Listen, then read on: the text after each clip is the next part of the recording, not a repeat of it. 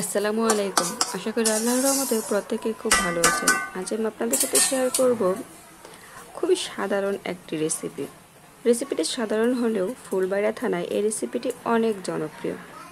রেসিপিটির নাম হচ্ছে নাইলা পাতা খোলা। হয়তো এই নামটা চিনতে অনেকেরই একটু কষ্ট হয়ে যাবে, তাই এটাকে আপনারা শুকনো পাটপাতা ভাজিও বলতে পারেন। আশা করি আওয়াজ শুনে বুঝতে পারছেন যে এটা ঠিক কতটা মুচমুচে। আমি এটা ভাজি করার জন্য নিয়ে নিয়েছি কিছু শুকনো মরিচ, কিছু পেঁয়াজ আর রসুন। পেঁয়াজ রসুনের পরিমাণটা কিন্তু বাড়িয়েই দিতে হয়, তাহলে এই রেসিপিটা খেতে অনেক ভালো হয়। আর শুকনো মরিচ ছাড়া তো এই রেসিপিটা ভাবাই যায় না।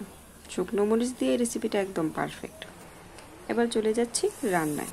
চুলায় একটি কড়াই বসিয়ে প্রথমে আমি মরিচগুলোকে ভেজে নেব। এগুলো কিন্তু আমি তেল দিয়ে ভাজবো না, তেল ছাড়া শুকনো কড়াই এগুলোকে তেলে একদম বিচে পর্যন্ত যাতে মুচমুচে হয়ে যায় এরকমভাবে ভেজে নেব। এই শুকনো পাতা ভাজিটা যে এইভাবে এত মজা করে খাওয়া যায়, হয়তো 90% মানুষই এটা জানে না। অনেক ডিস্ট্রিক্টে তো পাট শাকই খায় না, তবে এটা অন্যরকম একটা টেস্ট আছে। যারা একবার খেয়েছে তারা এটাকে বারবার খেতে চাইবে। যখন পাট গাছগুলো অনেক বড় বড় হয়ে যায় আর পাতাগুলো অনেকটা শক্ত হয়ে যায়, সেই পাতাগুলোকেই তুলে কুচি কুচি করে কেটে রোদ্রে শুকিয়ে এগুলোকে দীর্ঘদিন সংরক্ষণ করা যায়। আর তারপর এগুলোকে এইভাবে ভাজি করে গরম ভাতের সঙ্গে পরিবেশন করলে দেখা যাবে যে গরুর মাংস রেখে এই রেসিপি দিয়েই আপনি তৃপ্তি করে খেয়ে নেবেন। তেল ছাড়া এরকমভাবে একটু সময় নিয়ে মরিচগুলোকে আপনি ভেজে নিলে ভালো কন্টেইনারে রেখে দীর্ঘদিন খেতে পারবেন। আমি সবগুলো মরিচ সুন্দর করে ভেজে নিয়েছি। এবার এগুলোকে কড়াই থেকে নামিয়ে নিচ্ছি। কড়াই বসিয়ে আবার দিয়ে দিচ্ছি পরিমাণ মতো তেল। এবার তেলটাকে অবশ্যই ভালোভাবে গরম করে নিতে হবে। তেলটা ভালোভাবে গরম হয়ে আসলে সেখানে দিয়ে দিচ্ছি পেঁয়াজ আর রসুন।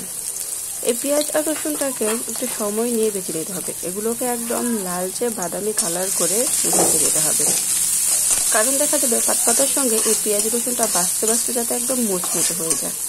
তবে খুব বেশি ভেজে যদি আবার পুড়িয়ে ফেলেন তাহলে কিন্তু এটা খেতে একদমই ভালো লাগবে না।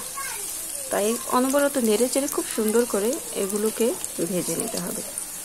যখন দেখা যাবে যে পেঁয়াজ আর রসুন পুরোপুরিভাবে ভাজা হয়ে গিয়েছে, সে পর্যায়ে আমি এখানে শুকনো পাতাগুলোকে দিয়ে দেব।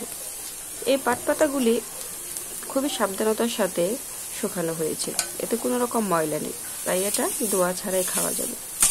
যদি আপনি কখনো করেন, যদি আপনার সন্দেহ থাকে যে না এতে ময়লা আছে, তাহলে ধুয়ে নেবেন। তাহলে ধুয়ে নিয়ে ভাজতে গেলে অনেকটা সময় লেগে যায়, আর এইভাবে ভাজলে এটার টেস্টটা অনেক ভালো আসে। আমি পাতাগুলোকে দিয়ে তেল আর পেঁয়াজের সঙ্গে মিশিয়ে নিচ্ছি। এই রেসিপিতে কিন্তু আর কোনো কিছু ব্যবহার করতে হবে না, শুধু লবণ ছাড়া।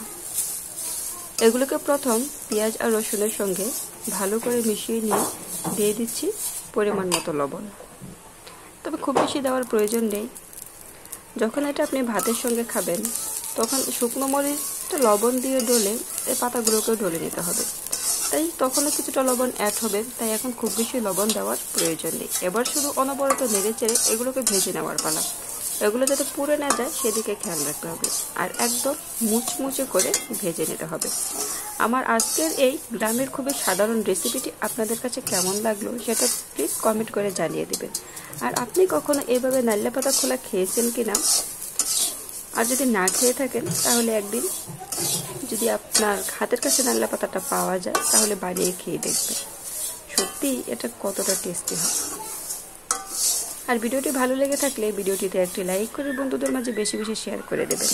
আর আপনি যদি আমার চ্যানেলটিকে এখনও সাবস্ক্রাইব করে না থাকেন তাহলে এরকম গ্রামের সুন্দর সুন্দর রেসিপি পেতে চ্যানেলটি সাবস্ক্রাইব করে পাশে থাকার জন্য অনুরোধ রইল। আমি একটি চাপ দিয়ে দেখিয়ে দিচ্ছি যে এটা কতটা মুচমুচে হয়েছে। এটা হাত দিয়ে ডলে নিলে একদমই ফ্রেশ হয়ে যাবে, এটা এতটাই মুচমুচে হয়েছে।